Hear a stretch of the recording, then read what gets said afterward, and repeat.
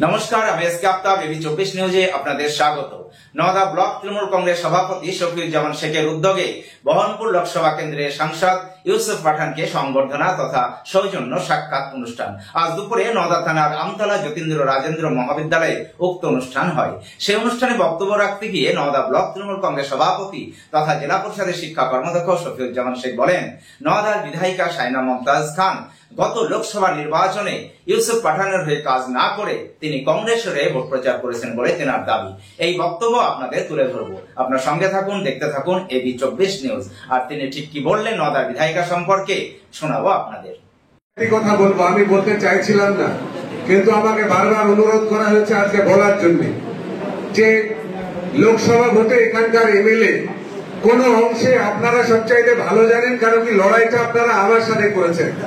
এখানকার এমএলএ কে আমরা লোকসভা ভোটে 1 মিনিটের জন্য নওদার মানুষ পাইনি, এটা তো সত্যি, এটা তো অস্বীকার করার কিছু নেই। তো আমরা হয়তো বিভিন্ন জায়গায়, আমার সাংসদ নতুন মানুষ, তিনিও জানেন না নওদায় আসেন, এমএলএ কে তিনি দেখতে পান না, ভাবেন এমএলএ কেন থাকেন না।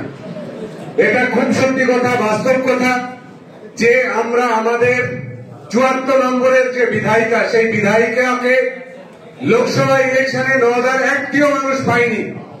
বরং এটা বলতে আমাদের বিধানে আমরা রাজ্য এবং জেলা কমিটিকে রিপোর্ট পাঠিয়েছি যে তিনি অনেক জায়গায় কংগ্রেসের অধীর চৌধুরীকে ভোট দেওয়ার আবেদন জানিয়েছেন, সেই ভোটারও কিন্তু আমাদের মাঝে আছে, এই রিপোর্টও আমরা করেছি।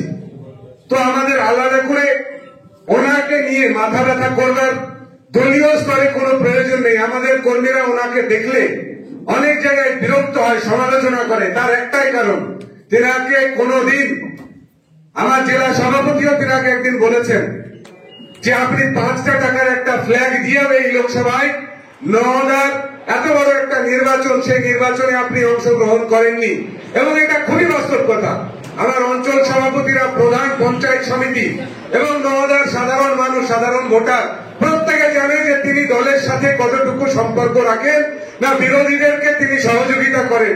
আমি আবেদন করব, বলার উদ্দেশ্য এটাই, সাংসদ নতুন মানুষ, তার কাছেও আমাদের আবেদন, তিনিও তার যদি ব্যক্তিগত স্তরে কোন খোঁজ নেওয়ার লোক থাকে, কোন এজেন্সি থাকে, তিনি খোঁজ নেবেন এবং বিষয়ের সত্যতা যাচাই করবেন।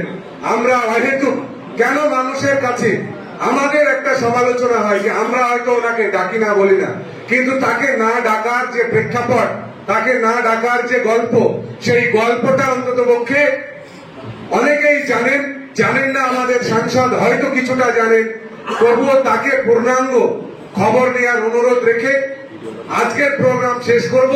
Classical homeo pharmacy doctor Wahidul Islam, Amtala Nimtala মোড়, নওদা, মুর্শিদাবাদ। এখানে স্ত্রী, পুরুষ ও শিশুদের নতুন, পুরাতন ও জটিল রোগের সুচিকিৎসা করা হয়।